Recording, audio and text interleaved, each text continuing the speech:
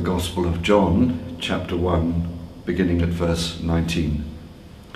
This is the testimony given by John when the Jews sent priests and Levites from Jerusalem to ask him, "Who are you?"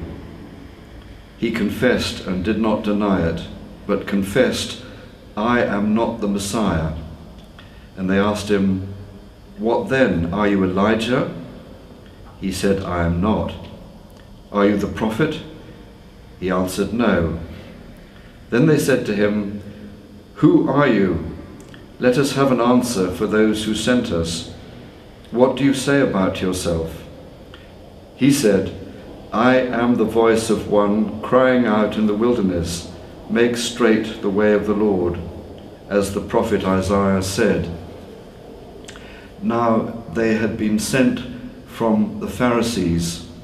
They asked him, "Why then are you baptizing if you are neither the Messiah, nor Elijah, nor the prophet?" John answered them, "I baptize with water. Among you stands one whom you do not know, the one who is coming after me. I am not worthy to untie the thong of his sandal." This took place in Bethany beyond the Jordan, where John was baptizing. Who are you? What a question. I wonder how we answer that one. Who are you? Asked of John the Baptist several times in that passage. Yes, this question of identity seems to be fundamental to what John is getting at here.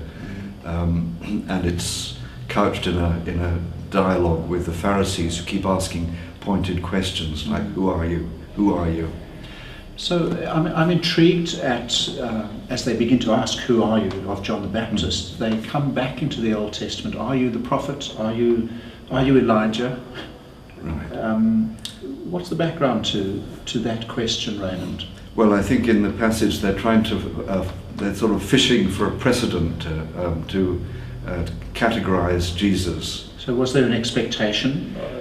There was an expectation that before the Messiah came, that there would be either the prophet that Moses talked about, or else Elijah, who was supposed to be the forerunner of the Messiah. So that stands for, Elijah in the sense then stands for a whole body of Old Testament work and literature and yes. And the whole role of the prophets was well, Moses was the law, and Elijah was sort of the chief prophet. And the task of the prophets? The task of the prophets was always to call people back to covenant. Back to covenant. Covenant righteousness. Which is what we were talking about last week. And the covenant was what Moses laid down in the first place. Yeah. So it's coming back to basics. It's coming back to basics. But before you could have credibility in this situation, your identity had to be established. And it's a difficult question because Jesus is neither the prophet that Moses spoke about. In other words, he's not the sort of lawmaker in chief, nor is he a prophet in the mode of Elijah, but he's something special and new.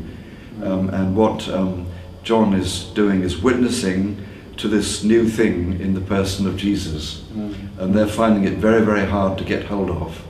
And I guess that's not that different to our situation today, because all of us have preconceived ideas. We have Sunday school ideas of Jesus, for example, or wherever that comes from. And when we read passages like this, if we ask that question, who are you? Who are you of John the Baptist, but also who are you of Jesus, or who am I?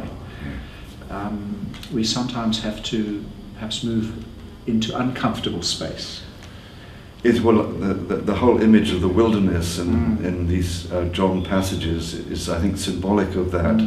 Is that Advent is a time of fasting, like Lent, where you're supposed to go into the wilderness and rethink all these things about yourself, who you are and what you're trying to do with your life, and what your relationships are about, and all of that. Very difficult to do in the day, in the sort of culture that we live in, when, I don't know, when the first Christmas carols sort of came to the shops and almost most of the Christmas parties are over already by the time we get to this third Sunday of Advent. Well, we live in a culture where, as we know, December gets busier and busier and busier. Yeah. But the Gospels are quite uncompromising. That in amongst that, if you want to be an authentic Christian, you've got to find time to do this whole thing of rediscovering who you are in the sight of God.